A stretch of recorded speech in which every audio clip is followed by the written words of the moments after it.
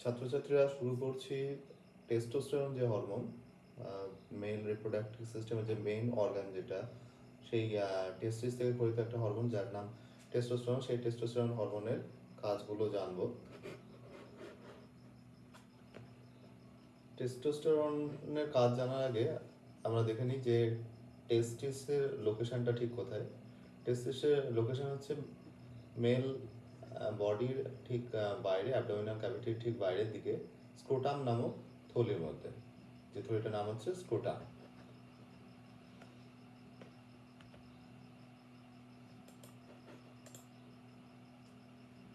ঠিক এরকম জায়গায় থাকে, outside of abdominal cavity, inside scrotum. টেস্টিসকে যদি ক্রস সেকশন করে দেখা হয় তাহলে এর ভিতরে বেশ কিছু লোবিউল দেখতে পাওয়া যাবে, এবং সেই লোবিউলগুলোর ভিতরে একটা পেঁচানো, একটা বা দুটো তিনটে এরকম পেঁচানো নালিকা প্রতিটা লোবিউলের মধ্যে থাকে। এই নালিকাগুলোর নাম হচ্ছে সেমিনিফেরাস টিবিউল। আসলে এই নালিকাগুলোর মধ্যেই স্পার্ম বা শুক্রাণু উৎপাদন প্রক্রিয়াটা, যে স্পার্মাটোজেনেসিস যে প্রক্রিয়াটা, সেটা চলে। এ হচ্ছে একটা টেস্টিসের ক্রস সেকশন। যদি লংজিটিউডিনাল সেকশন করে দেখা হয় তাহলে এরকম দেখতে পাওয়া যাবে, বিভিন্ন যে ভিতরে প্রচুর যে লোবিউলগুলোর মধ্যে প্রচুর নালিকা রয়েছে, সেই নালিকাগুলোকে বলা হচ্ছে সেমিনিফেরাস টিউবিউল। এই নালিকাগুলো সেমিনিফেরাস টিউবিউল। এই নালিকাগুলোর মধ্যে একে যদি আমরা আবার ক্রস সেকশন করে দেখি প্রতিটা নালিকাকে, তাহলে দেখতে পাওয়া যাবে বেশ কিছু বিশেষ ধরনের কোষ দেখতে পাওয়া যাবে। তার মধ্যে নালিকার ভিতরে একটা লম্বাটে কোষ থাকে, সেটা নাম সার্টলি। তার আগে যে জায়গাটা ইন্ডিকেট করা হচ্ছে সেই জায়গাটা দেখি। নালিকার মধ্যে বেশ কিছু স্পার্মাটোগোনিয়াম সেল থাকে, যা থেকে স্পার্ম বা শুক্রাণু তৈরি হয়।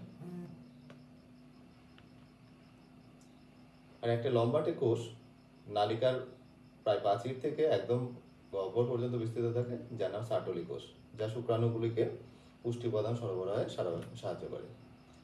আর নালিকার ঠিক বাইরে ইন্টারস্টিশিয়াল লোকেশনে যে কোষগুচ্ছগুলো থাকে তাকে বলা হয় লেডিক সেল। এই লেডিক সেলই টেস্টোস্টেরনের উৎস। লেডিক সেলগুলোই আইসিএসএইচ হরমোন দ্বারা স্টিমুলেটেড হয়ে টেস্টোস্টেরন হরমোনকে ক্ষরণ করে। লেডিক সেল বা ইন্টারস্টিশিয়াল সেল যেটাকে বলা হচ্ছে। লেডিক সেল পিটুইটারি দ্বারা স্টিমুলেটেড হয়। কখন স্টিমুলেটেড হয়? পিটুইটারি যে এলএইচ বা আইসিএসএইচ হরমোন ক্ষরণ করে এবং লেডিক সেলকে স্টিমুলেট করে। তারপরে লেডিক সেল টেস্টোস্টেরন সিক্রেট করে। এরপরে দেখব টেস্টোস্টেরনের ফাংশনগুলো। এই ছবিটার মাধ্যমে পুরো পিটুইটারির সঙ্গে কিভাবে সম্পর্কিত বিষয়টা দেখানো হয়েছে। আমরা ডাইরেক্ট টেস্টোস্টেরনের ফাংশনে চলে যাই।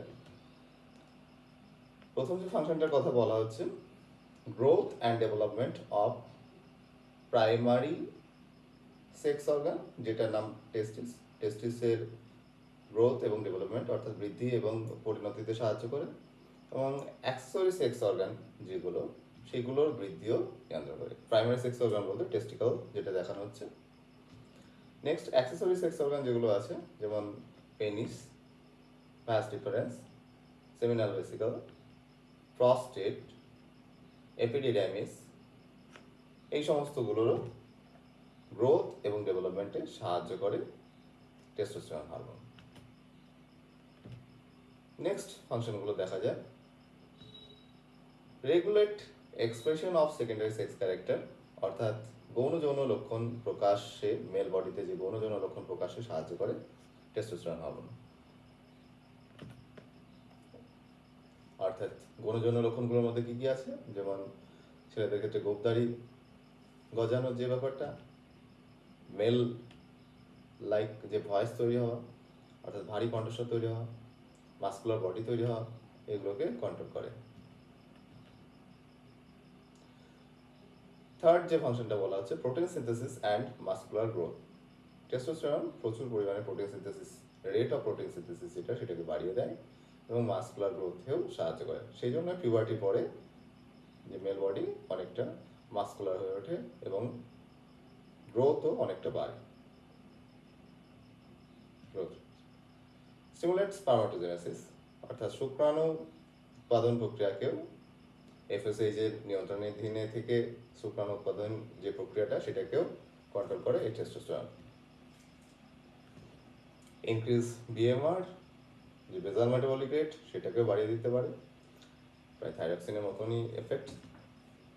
স্টিমুলেট ক্যালসিয়াম ডিপোজিশন ইন বোন, ক্যালসিয়ামের যে পরিমাণ অস্থিতে জমা হওয়ার যে পরিমাণটা সেটাকে বাড়িয়ে দেয় টেস্টোস্টেরন, এবং যার কারণে অস্থির বৃদ্ধিও এই সময় অনেকটা বাড়ে।